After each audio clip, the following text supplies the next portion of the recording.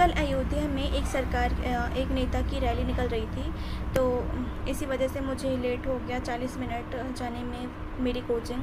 और जो नेता की रैली निकल रही थी उनके लिए वीआईपी रोड बनाया गया था और मैं बस से जा रही थी।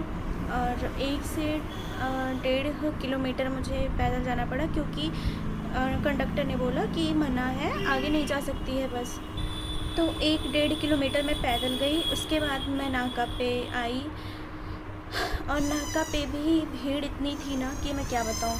और फिर वहाँ से देवकाली के लिए हमें जाना था, तो फिर मैंने दिया पैसे। देवकाली पे भी उतनी भीड़ थी जितनी वहाँ पे थी, तो समझ लो 40 मिनट हमें लेट हुआ था जाने में हमारी कोचिंग इंस्टीट्यूट। तो मेरा सवाल ये है सरकार से कि तुम लोग ये सब करना कब छोड़ोगे? मतलब हम लोग को चैन से जीने दोगे कि नहीं जीने दोगे?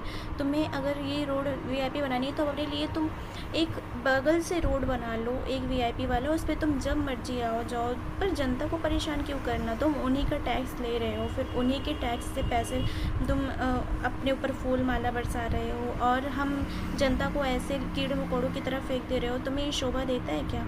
ये ठीक बात नहीं है। और सरकार, बदल दो अपने आप को, नहीं तो हमें भी सरकार बदलते वक्त देर नहीं लगेगी। अगर हम ऐसी ही चीज़ें हम लोग को ऐसी चीज़ें फेस करनी पड़ेंगी। सोचो अगर वहाँ पे कोई एम्बुलेंस होता, उसमें कोई लेडी के साथ कोई हादसा हो जाता, किसी भी जेंट्स के साथ कोई हादसा हो जाता, तो उसकी ज़िम्मेदारी कौन लेता? वही लेडी, वही जेंट्स जो जाते हैं हॉस्पिटल। मैं देखती हूँ लगभग कोई अगर जाता है अयोध्या, तो फिर वो या तो दर्शन करने जाता है, या तो फिर वो पढ़ाई करने जाता है, या तो फिर तीसरी चीज़ वो ट्रीटमेंट करवाने जाता है। अब तुम खुद सोचो, वो ट्रीटमेंट में जब आधे से ज़्यादा लोगों को मैं देखती हूँ वहाँ ट्रीटमेंट के लिए ही सबसे ज़्यादा लोग जाते हैं। अब तुम ये सोचो कि जहाँ ट्रीटमेंट करवाने के लिए लोग जा रहे हैं, अगर उनके साथ ऐसी चीज़ें हो जाए तो उसकी ज़िम्मेदारी कौन लेगा? ये सरकार,